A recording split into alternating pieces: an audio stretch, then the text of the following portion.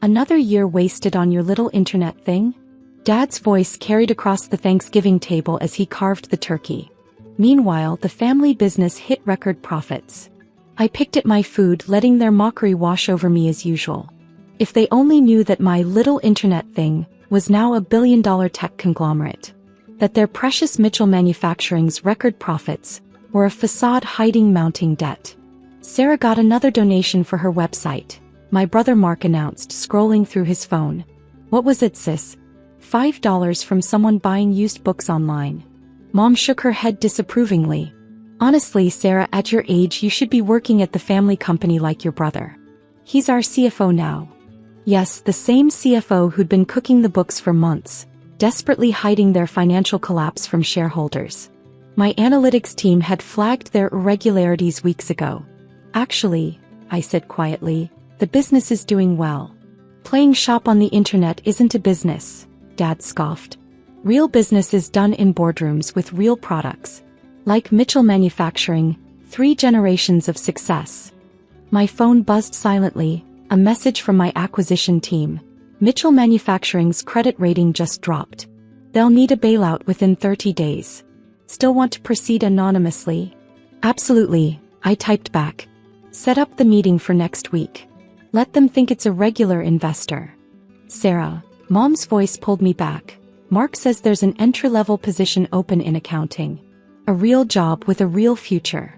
Mark smirked. Though you'd have to wear actual business clothes, not those discount store outfits. I glanced down at my discount Armani suit, deliberately chosen to look understated. The watch they thought was a cheap knockoff. Limited edition Patek Philippe. I'll think about it, I replied, knowing that by next week I might own their entire company. What's to think about? Dad demanded. Your brother started in the mailroom, worked his way up. Now he handles all our finances. That's real success. If they only knew how Mark handled their finances, the hidden accounts, the manipulated numbers, the desperate attempts to hide their impending bankruptcy. Speaking of finances, Mark said smugly, we just had another record quarter. The Mitchell family legacy continues. I checked my phone again, another alert. Mitchell Manufacturing missed payroll. Emergency board meeting called for tomorrow. Must be nice, I murmured. All that success. It is, Dad beamed at Mark. Your brother understands real business. Not this internet nonsense. Mom touched my arm. Honey, it's time to grow up. Join the family business before it's too late. Too late? They had no idea. In exactly 1 week, they'd be sitting across from a potential buyer, not knowing it was their failed daughter holding their company's fate in her hands. Maybe you're right, I said, standing up. Maybe it's time for a change. Finally, Mom exclaimed, I'll tell HR to expect you Monday. Oh, I'll be there Monday, I smiled. Just not quite the way you expect. As I drove home to my penthouse, the one they thought was a studio apartment, I checked the latest reports. Mitchell Manufacturing's stock had dropped another 15% after hours. Sometimes the best revenge isn't proving people wrong. It's letting them dig their own grave while you wait with the deed to the cemetery. The next week passed in a blur of frantic calls and messages from the Mitchell family, none of them to me, of course. Their internet failure daughter wasn't worth consulting in a crisis. I watched through my office windows as their company's stock continued to plummet. Mark had stopped bragging about being CFO. Dad's usual confident strut had become a worried shuffle. Mom's social media had gone suspiciously quiet, no more posts about her successful family business. Ms. Chin, my assistant's voice came through the intercom. Your family just arrived for the investor meeting. Your father is demanding to speak to the CEO. I pulled up the security feed. Dad was at the reception desk, trying to use his big business voice to intimidate my staff. Mark was frantically reviewing documents, his designer tie askew. Mom was attempting to network with other people in the lobby, though no one seemed interested in a failing company's matriarch. Put them in the main boardroom, I instructed. Tell them the potential buyer will join shortly. And their request to speak with our CEO? I smiled. Oh, they will. Just not quite the way they expect. Through the cameras, I watched them being led into the boardroom. The same room where I'd closed billion-dollar deals while they thought I was playing shop online. This is a waste of time, I heard Mark complain. We need someone with serious capital, not some tech company. Dad straightened his tie. Just stick to the story. Record profits, strong growth, temporary cash flow issues. The lies you've been telling shareholders? I said, finally entering the room. The color drained from their faces. Mark's portfolio slipped from his hands, scattering papers across the floor. Sarah. Mom whispered. What are you doing here? My job. I sat at the head of the table, spreading out the real Mitchell Manufacturing financial reports. Or should I say, reviewing my potential investment. Investment. Dad's voice cracked. You're not. This isn't.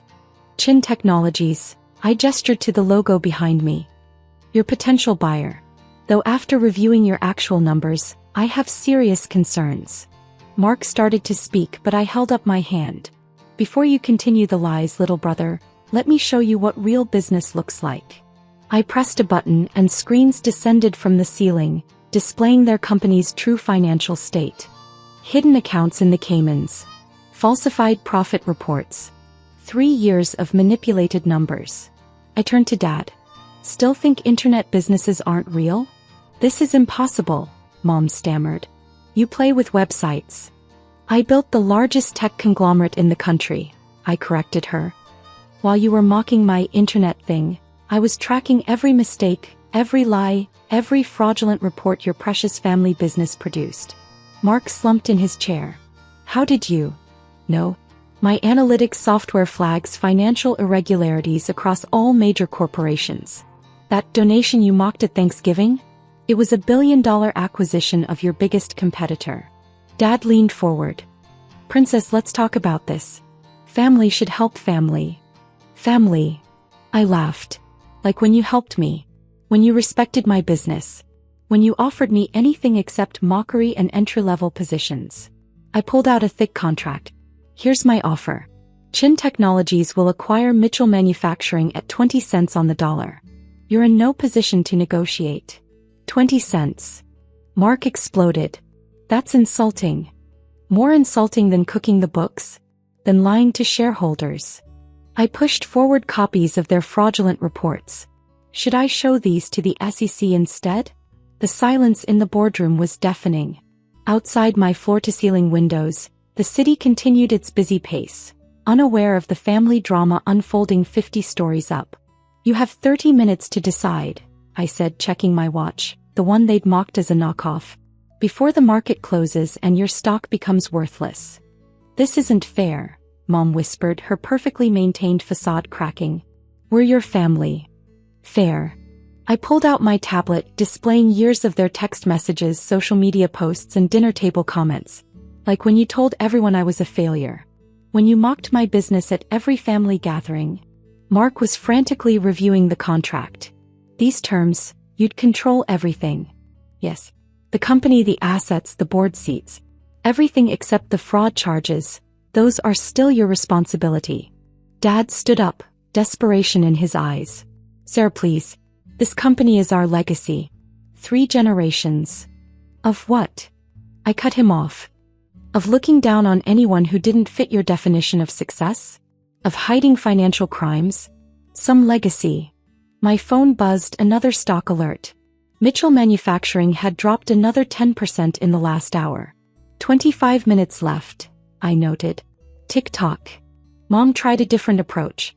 Darling, think of the family name. I did. That's why I built my empire under my mother's maiden name. Chin Technologies sounds better than Mitchell Manufacturing anyway.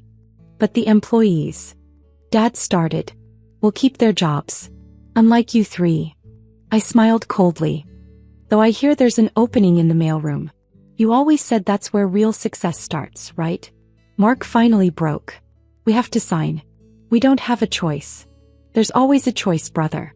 Just like I had a choice when you all told me to quit my internet nonsense. I pushed the contract closer. Sign, or I'll let the company collapse and buy the remains for pennies. One by one they signed. Their hands shaking, their signatures wobbly, so different from their usual confident flourishes. Congratulations, I said, standing up. You're now employees of Chin Technologies. If we decide to keep you. If. Mom's voice quivered. Obviously we'll need to audit everything. Every decision, every report, every penny. I gathered my documents. I suggest you all update your resumes. Real ones this time, not the fiction you've been telling everyone. As they sat there broken and humbled, I walked to the door. Then turned back for one final twist. Oh, and Dad, remember when you said real business isn't done online? I pressed a button on my phone, and every screen in the room lit up with Mitchell Manufacturing's new corporate structure, with my name at the top. Sometimes it is. Sometimes it's done in boardrooms too. The difference is I mastered both while you were too busy mocking me to notice. The door closed behind me on their stunned silence. My assistant was waiting. Should I announce the acquisition? She asked. Yes. And Sarah? I paused. Schedule a family dinner for Sunday. Same table, same seating arrangement. The one where they made you sit at the end? Exactly. I smiled. But this time I'll be at the head of the table. After all, I own it now. Sometimes success isn't about proving your worth to others. It's about watching them realize their own worth was nothing but smoke and mirrors. And sometimes the best revenge isn't buying out your family's company. It's making them watch as you run it better than they ever could.